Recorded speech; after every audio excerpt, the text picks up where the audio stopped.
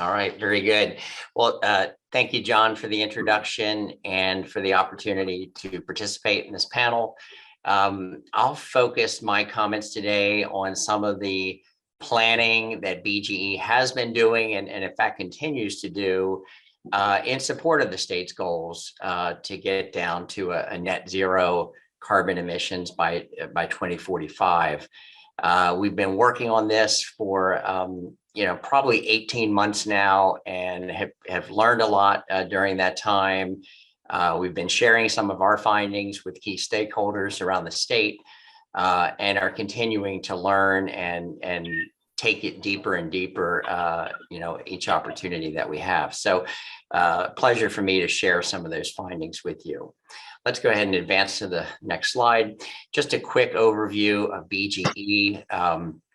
We serve 1.3 million electric customers in Baltimore City and Central Maryland, 700,000 gas customers. We're part of the Exelon family of utilities. So we have 6 utility companies that together make up Exelon. In total, Exelon utilities serve about 10 million electric and gas customers in the Mid-Atlantic and in the Illinois area. So we are the largest utility as measured by numbers of customers. And you can go ahead and advance. Director Penske did a nice job talking about the Climate Solutions Now Act and the goals that we have, both the interim goal of 60% by 2031 and net zero emissions by 2045. There are a number of areas that the Climate Solutions Now Act impacts BGE and other utilities in the state of Maryland.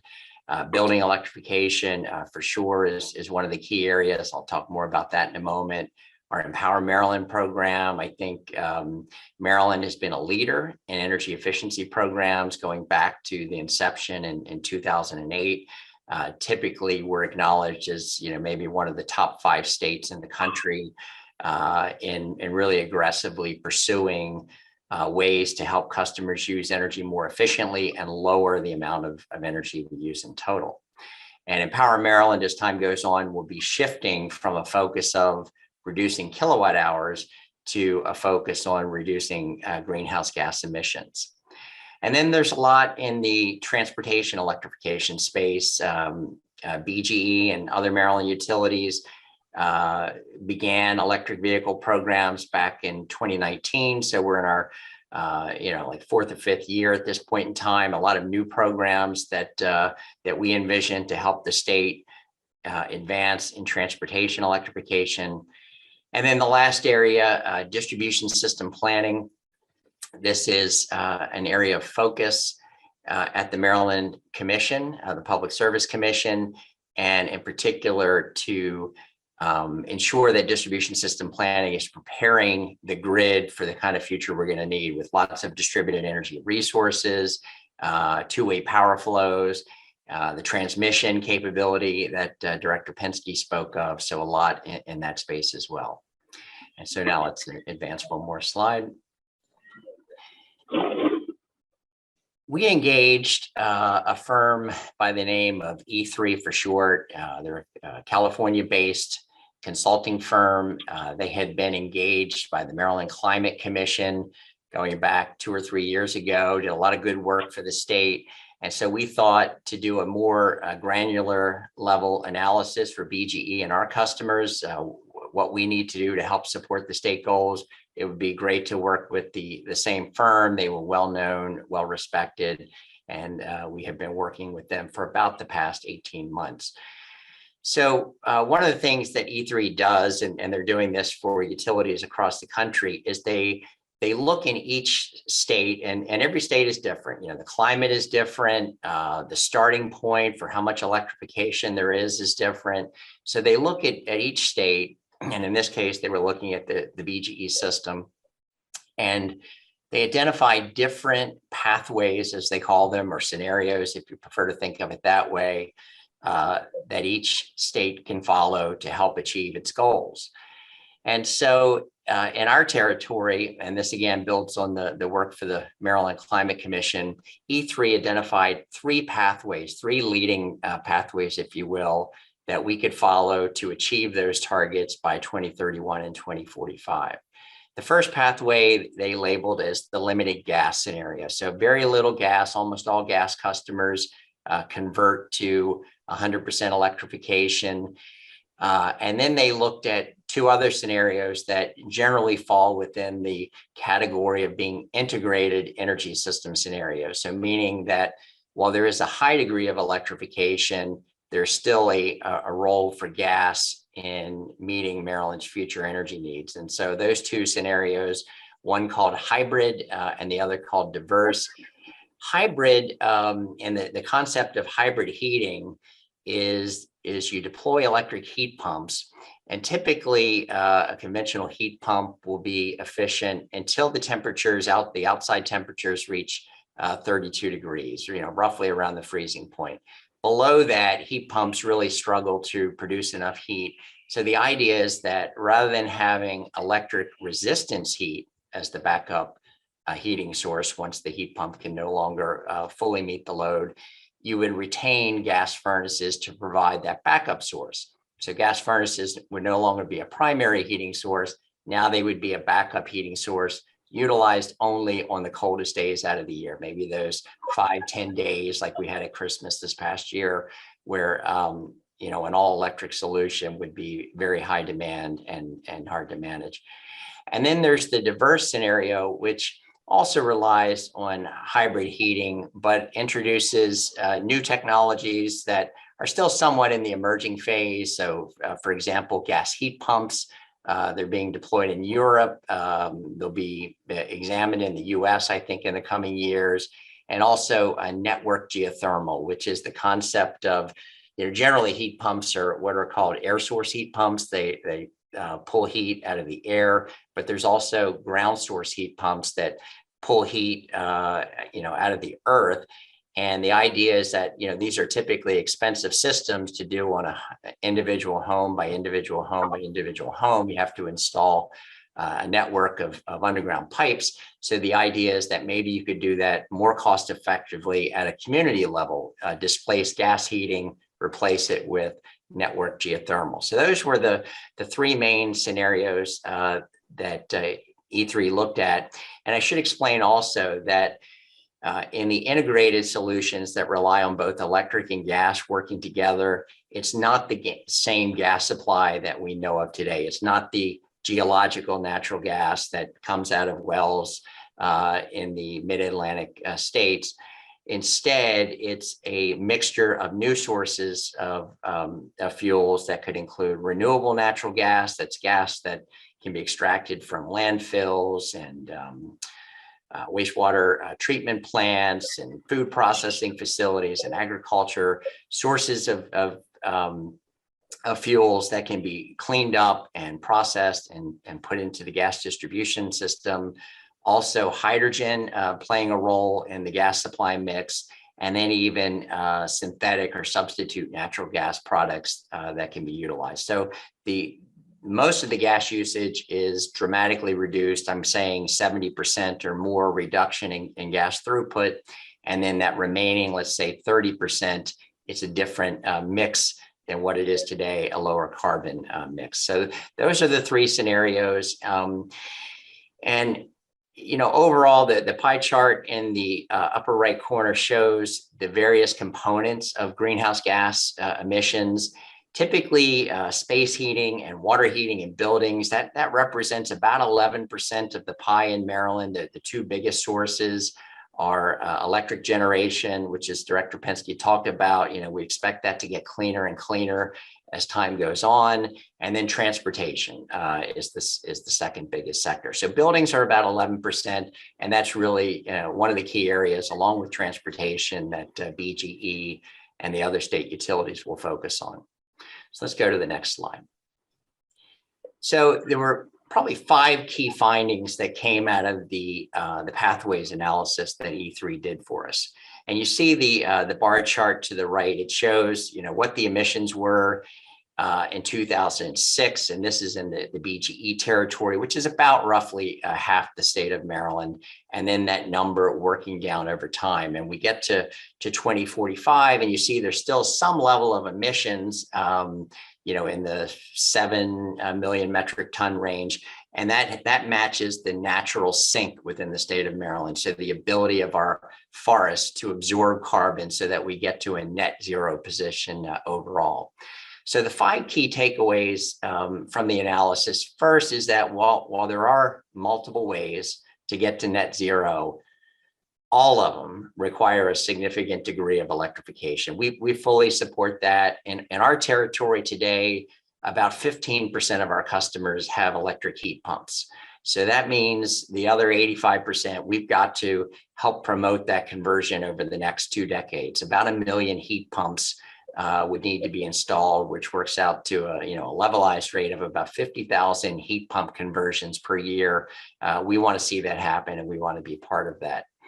The second finding is that while there are different pathways, they're not all created equally, that the pathways that rely on both electric and the existing gas infrastructure that we already have working together, even with gas moving to a backup heating source, those are significantly lower cost. And as importantly, they're more constructible. They're more feasible, practical ways to get to the state's goals. Third point, and this is somewhat obvious, solutions have to be affordable for our customers. We know all of the various pathways are going to put pressure on utility bills. It's going to mean conversions of our vehicles, conversions of our heating systems and our hot water heating systems. However, there will be a benefit, right? We'll be reducing carbon. There's a societal value to the cost of carbon. And as we while we're going to have costs on one hand, we're going to have environmental and health benefits that help to offset some of those costs. Fourth is that regulatory and policy support are going to be necessary, right? This is a massive transformation we're talking about for our customers, for the utilities, for our systems, and we're going to need regulatory and probably some legislative solutions along the way. And then finally, just to bring home the point, BGE, as the state's largest utility, we know we have to be and we want to be part of the solution. We want to be introducing innovative programs and initiatives that rely on our relationships with our customers and help the state get to the goals that it has set out. Let's go to the next slide. Okay, I mentioned a little while ago that there are different pathways that we could choose as a state. And so we have the Climate Solutions Now Act, and there are timelines within the act that the Maryland Department of the Environment in particular must make recommendations. So MDE is charged with coming up with preliminary recommendations for how we'll achieve the goals, what pathways we'll take by July 1st of this year, and then final recommendations to the General Assembly by the end of the year. And so I anticipate then additional legislation in 2024 based on the recommendations that come from MDE. So the 3 scenarios, I talked about the various cost factors to them. The limited gas, you can see, is the highest cost of the 3. It has a net incremental cost to BGE's customers of about $35 billion over the next 20 years, which that sounds like a lot. And it's definitely going to put pressure on bills, but it's also spread over 20 years. And as I mentioned, there are societal and health benefits that will offset that. The hybrid and diverse solutions that rely on both the electric and the gas systems working together, they're about 75% lower cost, $20 to $21 billion over time. And those numbers, I do want to point out, they're down significantly from what our modeling showed a year ago. So the Inflation Reduction Act that was passed is going to help Maryland and many states across the country to achieve the target, let's say, at a lower direct cost. It's not that the costs aren't there, but they may be covered through federal programs rather than through energy bills and other initiatives that the state of Maryland has to do. So these costs, these projected incremental costs, are net of the offsets from the Inflation Reduction Act. Now let's go to the next slide. Senator Penske, Director Penske spoke to the need for more clean energy generation in Maryland, and that's definitely the case. So depending on which pathway we take as a state, it's going to influence how much infrastructure the utilities need to build out to transmit and distribute the power across the grid, and it will also influence how much new generation and what forms of generation are going to be required to meet the load. Typically under the limited gas scenarios, those that rely almost exclusively on electrification, we can expect to see peak demand increase by about 2.5 to 3 times. So BGE, for example, our peak load today is in the summertime. The winter peak loads are about 10% less than the summer.